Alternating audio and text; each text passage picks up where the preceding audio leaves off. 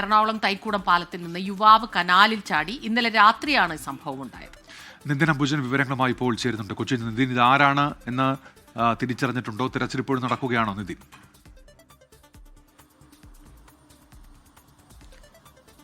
ഉന്മേഷ്, ഇന്നലെ രാത്രി 11:00 തൈക്കുടം പാലത്ത് നിന്ന് ഈ കനാലിലേക്ക്, ചമ്പക്കര കനാലിലേക്ക് യുവാവ് ചാടിയത്.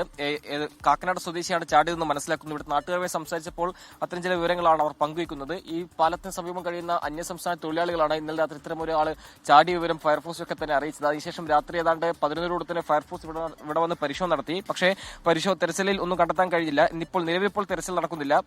രാവിലെ തന്നെ മത്സ്യത്തൊഴിലാളികളൊക്കെ തന്നെ ഇവിടെ ഒരു പ്രാഥമിക തെരച്ചിൽ നടത്തിയെങ്കിലും ഒന്നും കണ്ടെത്താൻ കഴിയില്ല. ഇനിയിപ്പോൾ ഫയർഫോഴ്സ് അധികൃതർ ഏതാണ്ട് 8 മണിയോട് തന്നെ ഇവിടെ എത്തി വിശദമായ തെരച്ചിൽ നടത്തും. ഇന്നലെ രാത്രി ശക്തമായ അടിയൊഴുക്കുണ്ടായിരുന്നു കായലിൽ.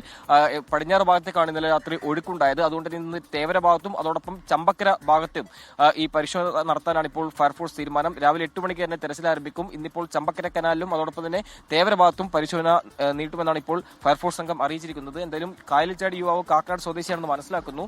ഇന്നലെ രാത്രി അതിന്റെ 11:00 സംഭവം ഉണ്ടായത്. രാത്രി തന്നെ ഗാന്ധിനഗറിലെ ഫയർഫോഴ്സ് സംഘം പരിശോധന നടത്തിയെങ്കിലും യുവാവിനെ കണ്ടെത്താൻ കഴിഞ്ഞിട്ടില്ല. എന്തായാലും ഇന്നിപ്പോൾ ഇവിടെ ഈ പരിസരത്തെ ആളുകളെല്ലാം തന്നെ രാവിലെ ചേർന്ന് ഒരു പരിശോധന നടത്തിയെങ്കിലും യുവാവിനെ കണ്ടെത്താൻ കഴിഞ്ഞിട്ടില്ല.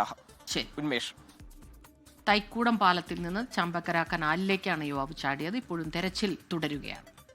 ലോകത്തെവിടെയായാലും ഏത് സമയത്തും 24 വാർത്തകളും ഓഗ്മെന്റഡ് റിയാലിറ്റി പാക്കേജുകളും എക്സ്പ്ലെയിനറുകളും വിശദമായി കാണാൻ ഞങ്ങളുടെ യൂട്യൂബ് ചാനൽ നിങ്ങൾക്ക് സബ്സ്ക്രൈബ് ചെയ്യാം.